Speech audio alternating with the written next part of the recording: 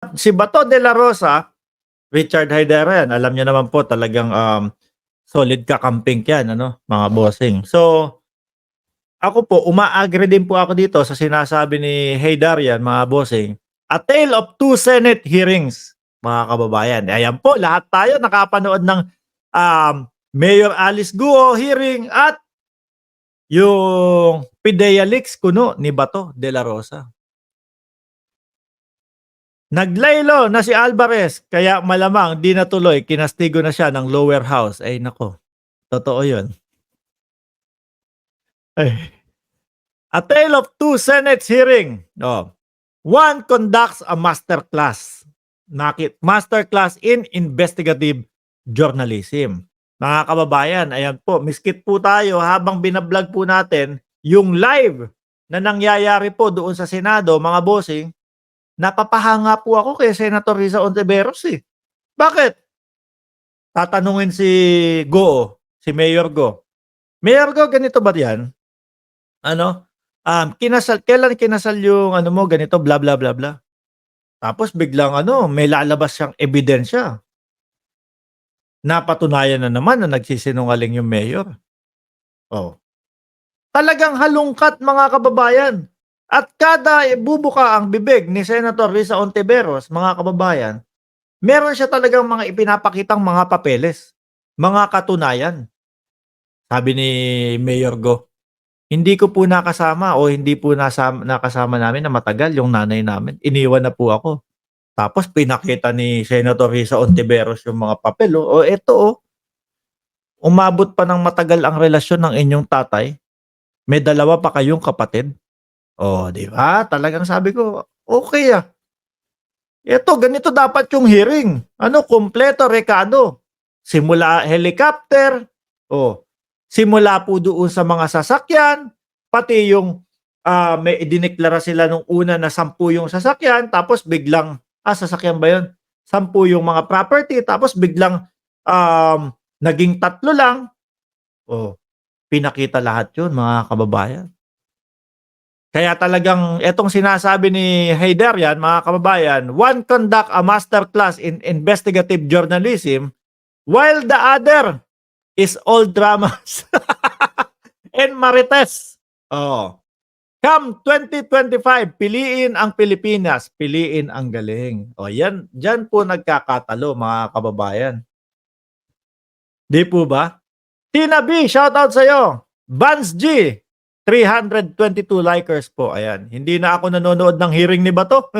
Naiinis na ako. Walang kwenta. May pang-5 pa po. Mga kababayan. Biruin mo, no? Umabot ng 5. Nang puro maritesan lang po. Nang puro walang katorya-torya po. Na mga usapan doon, mga kababayan. Diba? Ang layo eh. Magkaibang magkaiba. Biruin mo. Doon kay Bato, ang pinagtatalunan po yung peking dokumento at Xerox copy pa po, mga bossing. At take note yung pinag-uusapan na po, yung kredibilidad, no, ni Morales at may hawak si Senator Jinggoy Estrada ng papel. Hawak ni Senator Jinggoy, Morales, eto, may pirma ka dito. Kinumpirma ni Morales, ang tagal bago mapakumpirma. Sabi ni Morales, pwede ko bang makita kung authentic yung hawak mo? Sabi ko, galing sa senador, tapos tatanungin kung authentic. Kay Bato po kasi, mga kababayan, para malaman masabing authentic, kailangan may butas ng puncher.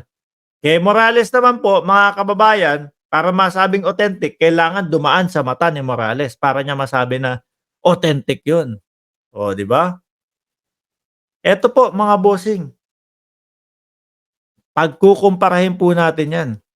Kung paano humawak itong mga senador na ito ng kani-kanilang mga hearing. Yung isa, kumpleto rekado. Yung isa, all marites nga naman talaga. Kaya kung ako DDS, mahirap ipagtanggol tong si Bato. Mga bossing.